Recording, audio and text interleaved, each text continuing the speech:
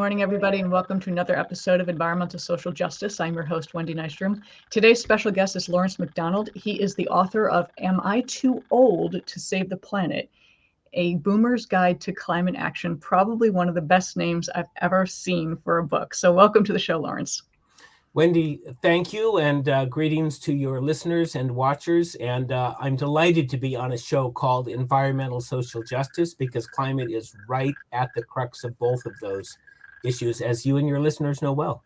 Oh, absolutely. I mean, the whole point of the show is getting that information out there and letting people know what's going on, primarily what you're working on. So before we dive into your book, which is a very important book, because I do get asked all the time when people say, I'm just too old. There's nothing I can do. There is. We're going to get there. First of all, you are a reporter. You covered Asia. You went into public policy communication. That's a pretty diverse background, and then getting into writing and climate. So how did that change all happen? Well, when you're a middle boomer like I am, I was born in 1954, you've had a lot of time on your hands to do a lot of different things. So I've had at least a couple of careers. When I graduated from university, I went to Taiwan to study Chinese. And I'd always wanted to be a reporter, and I wound up working for a news weekly based in Hong Kong called Asia Week, which was sort of the Asian version of Newsweek, and then for Agence France Presse, the French news agency, which is not very well known in this country, but is similar to the Associated Press. And then I worked for the Wall Street Journal. And over the course of that career, I was based in Hong Kong, Beijing, Seoul, and Manila, each of those postings for 2 or more years. So I was an Asia-phile, and actually that led me into my interest in public policy, which I'll tell you about next. Yeah, I would love to hear about the public policy, and you know, as a writer, as a public speaker, and you volunteer climate organizer. I mean, you're very active in what you're doing. You have a strong belief in this climate issue that we're facing. Actually, I'm calling it now a climate crisis because I don't want to soften it anymore. We're in a pretty rough spot. Is that what prompted you to write, your book, Am I Too Old to Save the Planet? Just you're seeing everything. Absolutely. And in fact, I now prefer the word climate emergency, even a little harder edged. And some of our audience may know that in the last 2 months, the physical indicators have been just off the charts. Yeah. And unless you're a pretty careful consumer of climate news, you might not realize that because there are obviously other terrible crises in the world, and that pushes it off the front page. But just 2 days ago in the Washington Post, there was a new scientific study showing that the last 12 months have been warmer than anything in the last 125,000 years. That's sinking, guys. We're clearly, and people like 125, that doesn't sound so long. Human beings have had civilization for at best 4,000 or 5,000 years. So this is 10 to 20 times longer than we have, had civilized society. This has never faced us before. Yeah, we've never seen anything like this. And I think the last 12 months were the hottest we've ever had on, record in our recording record. But also when we look at that historical data in ice cores and things like that, we were able to, that's how we find out what temperatures were back then, what climate was like. So this is well, you as a rock doctor would know about that kind of stuff as a geologist. I'm a casual consumer of the geological evidence, but the geology is where we learn this stuff, obviously. I thank you for bringing that up. Actually, we discussed this back in the 90s when I was at university, and my geochem professors were talking about this. I thought, oh, that's very interesting, but no one thought about doing anything about it, which is unfortunately why we are in the predicament we are now. We should have really addressed this 50 years ago, but we did not. I do want to do one quote because I was reading through your book. You have quite a bit of praise already, and the Financial Times cited your book as the noteworthy new books on climate and the environment. That is a massive amount of praise from a wonderful publication. That must have been quite exciting for you to get that. Well, as a recovering journalist, I have a Google News alert set for my own name, and I was tucking myself into bed at 11 o'clock, and I got a Google News alert, and it was the FT had said this is a noteworthy new book. So yes, as a first-time author, this is obviously a wonderful external recognition. I'll tell you a little inside story on that. I didn't know how that happened. I didn't know the reporter. So I wrote to her and I thanked her, and I didn't hear back, and I figured she's really busy. I'm not going to hear. And then today I got a lovely note back, and she said, well, thank you very much. I picked up a copy of your book at a bookstore in Boston. And I didn't even know that my book had been placed in bookstores yet. I think she got it before it was officially released. So I guess maybe my distributor or my publisher is doing something right. But that was a nice feather in my cap. And thank you very much for mentioning it. Yeah, that's wonderful. And I love the fact that she just saw it in a bookstore and she's like, well, this looks interesting. And such a wonderful quote that she gave. But when you talk about, so let's actually just dive into the meat of the books. One of the things you brought up was people do feel powerless. I get that a lot. People say there's nothing I can do. But then you said boomers allowed climate change to become a planetary emergency. That's an interesting statement. Would you mind elaborating on that? Yeah, thank you for the question. You know, there are hundreds of books on climate change and dozens of books about boomers. I've read quite a few of them. Climate change, as you know, is quintessentially a justice issue that spans the globe and it spans generations, but nobody has written a book looking at it through a generational perspective. And I was intrigued as a boomer myself because I can remember the first Earth Day. I was young, but participated in the anti-Vietnam War movement, you know, going to marches. I remember the civil rights movement, the women's liberation movement. Later, our generation was involved in things like requiring seatbelts in cars and ending smoking in public places. So there's a very strong idealistic component to the boomers. And we were called at the time America's most promising generation. But when it came to climate change, we dropped the ball. And I think there are a couple of reasons for that. One is we were at that stage of life where we were buying houses and raising kids and you know, building our careers. So we weren't at our activist stage. But the other thing is the fossil fuel companies lied to us and everybody else massively. Oh, yeah. So Wendy, when you mentioned that you were, you know, a graduate student learning about this stuff, why didn't we do anything? Well, because they took out full-page ads in the New York Times that said, you know, is it warming or is it cooling? What's going on here? And they had an army of people who were paid to deceive us and also, importantly, to block legislation, to the point now where one of our political parties is basically entirely captured by the fossil fuel industry. And you see this across the board. I keep an eye on Fox News. They spent 15 minutes the other day running down electric cars. I'm like, why does Fox News not like electric cars? Now I see that Donald Trump is getting lots and lots of money from oil barons, and he too is running down electric cars. This doesn't happen in other countries. In other countries, there's a recognition that it's a problem. There's a lively discussion about what to do about it because other countries, other advanced democracies, I should say, the political system is less corrupt than in the United States, which brings me to what we boomers can do. Almost 2/3 of us believe it's an urgent problem. 10% of us, there's 70 million boomers, 10% of us say they'd be willing to risk arrest to block an action that would make climate change worse if they were asked to do so by somebody they liked and respected. Now, some of them are probably lying. That's bravado. They just say, yeah, I would do that. But some of them are waiting to be asked. And so my book walks us through where we dropped the ball, which I've covered, the fact that there's 70 million of us. And the majority of boomers, it's an embarrassing thing to say, the majority of boomers voted for Donald Trump twice. So they're not my market. They're not going to get out and do anything about climate change, although some of them might. But in the other 35 million, there's a large number of people who understand the urgency and are ready to do something. So I walk through personal action, faith-based action. My chapters all have question marks. So how can I work with others? What's faith got to do with it? And I explain why faith-based advocacy, especially interfaith, can be such a powerful tool. We then move into, should I get arrested?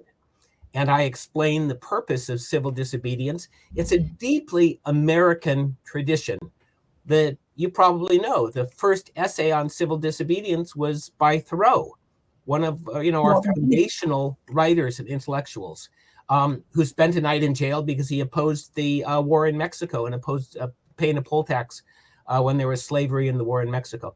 So this is a deeply American tradition, and it's something that many boomers who are active in the anti-Vietnam War, active in the civil rights movement, active in the early environmental movement, are ready to be mobilized. And so my book is urging them to find their niche, Not Yeah. everybody's going to do civil disobedience, but you can write postcards, you can make phone calls, you can raise money, you can march in a picket line.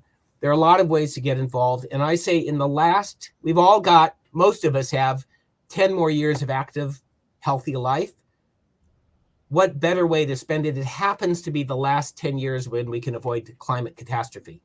Yeah. What better thing to do than to spend Absolutely. some of that time fighting for a livable planet? A small request, right? Tiny. But you touch on something interesting. I mean, you have pockets of people. You have the activists like, the Jane Fondas who will get arrested, go to DC, and they will stand up for that. Then you have the people like, no, none of this is real. You're all lying to me. Any of those pockets. And in that middle, they have people who are willing, if prodded or asked, that they'll go and do the activism. But then you have the other half saying, well, it's not affecting me. It's not affecting the bubble of which I live in. How would you recommend maybe getting those people a little more involved? It may not directly affect you, but it's affecting those around you. It's affecting, your children, your grandchildren, your great-grandchildren. And I remember I met somebody, I'm sorry, I'll say this real quick.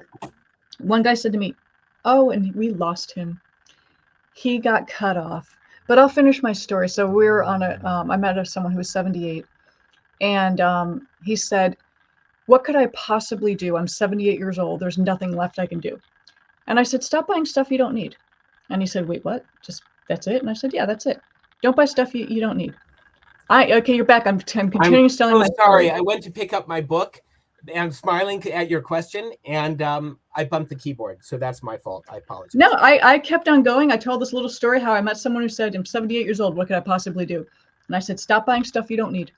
Because that one thing, this was made somewhere, from materials somewhere, fired somewhere, energy used somewhere, transported somewhere else it was transported, it was painted somewhere else, then it ended. This is a whole chain reaction of stuff that uses energy, that makes pollution. You don't need it, don't buy it. So Lawrence, you're back. You can talk to I ad-libbed the whole time. That's a great story. The question that you were asking me is basically, what's in it for me? Yeah. And I was grinning because I have a subheading in a chapter that says, what's in it for me? Because people ask that question. And we were called the me generation. After we were this idealistic, America's most promising generation, there was a period when we were all about buying our big houses and buying our big cars and me, me, me, me, me. So, Tom Wolfe called us the me generation. What's in it for me? I'll tell you what's in it for boomers. Meaning in your life. Most of us want to have meaningful life and friendships, new friendships, because, I retired a year and a half ago to work on this book. I think my experience was similar to many people. When you're working, those people are your social circle, and you think of them as your friends, and then you leave that organization. I'm sure many of our audience have had that experience, and you find out that they were your colleagues. They were friendly, but they were not actually your lifelong friends. So I've got a whole new circle of friends that I've made through climate activism. Some of them are my age, a couple of them are in their 80s, and some of them are young. So we have new group of intergenerational friends. So I would say doing something meaningful, making new friends, and frankly, having fun. A bunch of this stuff is really, really fun to do. So that's what's in it for you. And I know you're not asking, you're asking on behalf of a friend, asking for a friend. That's what's in it for your friend, is meaning, friendship, and fun. And that's, the fun part. I don't think a lot of people realize how much fun doing some of these things. I mean, I help with weeding certain parks or planting in certain parks. And it's hard work. When I'm done at the end of the day, my back is killing me. But I had fun doing it. And I got to meet really cool people and learn something about what we were planting and why we're planting these native plants here and other ones that we're removing because they are invasive species. But I actually, going back to the boomers, we were kind of sold on this idealism of the single family house with the lawn and the lawn mowers and get your two car family. And we were marketed to for a couple hundred years of what our life should look like. And it was kind of wrong. what we should be aspiring for is really not what we were advertised or marketed to aspire to. And you're kind of focusing also on that. You actually have six ideas of way, pulling that out of your brain, what you think you should be doing and what you can do. And I forget what you exactly, the 6 actions. And you Well, went through a couple. I can read you if I can lift up my book here without. Oh, don't worry, I'll ad lib it again.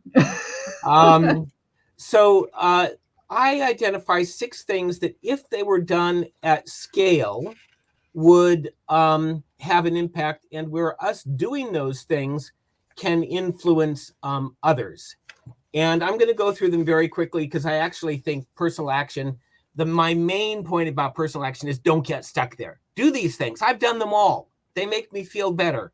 My carbon footprint is smaller, but the carbon footprint was invented as a concept by British Petroleum to make us feel guilty so that we wouldn't take action. So don't obsess, especially if you're old like me. Don't worry too much about your carbon footprint. That's behind you anyway.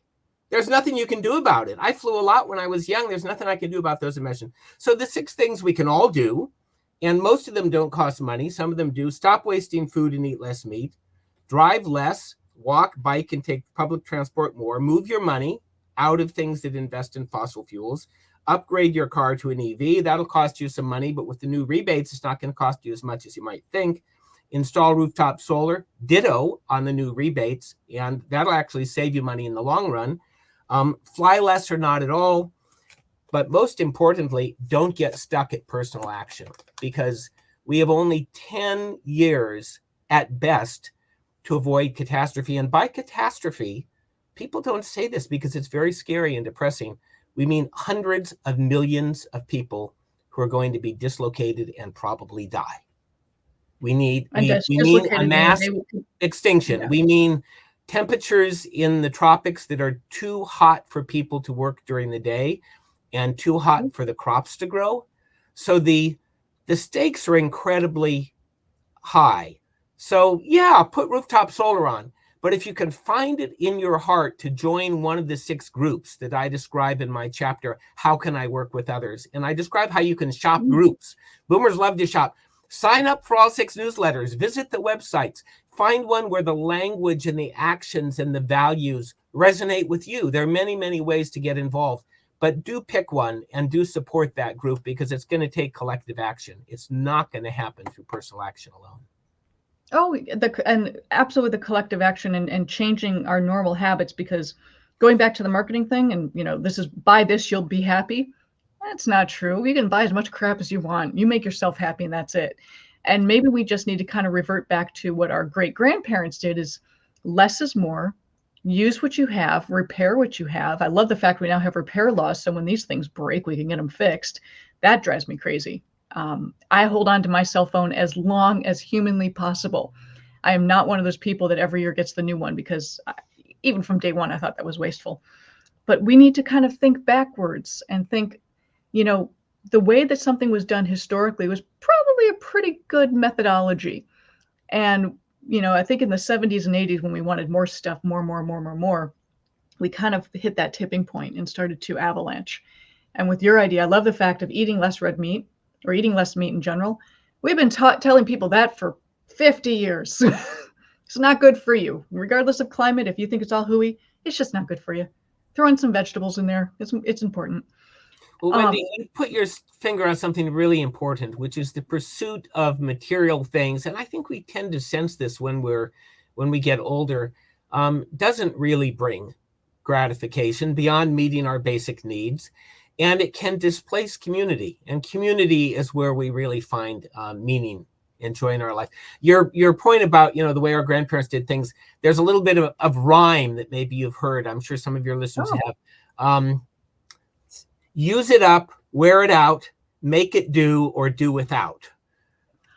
I love my that. father was a child of the Depression, and I grew up with that little rhyme in my head. That's definitely how my grandmother lived. I mean, use it up, wear it out, make it do, or do without. My great grandmother was in the Depression when she was in her teenage years, and a lot of those values were kind of passed on. And you think about it, I mean, waste not, want not is something that I always tell myself over and over again. Just because do you really need it? Do you really need that stuff? No, you don't. But continuing on with the solar panels, EV cars, or any renewable energy, anything, there's multitudes of options out there.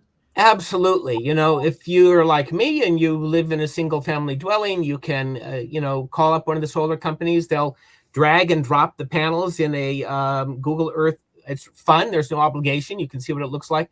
But a lot of people who live in apartments or have too much shade, they can opt for something called community solar. And community solar means that you invest in a solar field that then helps to provide the electrons for your house. So there are ways to do this, even if you're very modest income and even if you don't own your own house. Absolutely. I love the fact you brought up community solar. I met a group recently, Reactivate.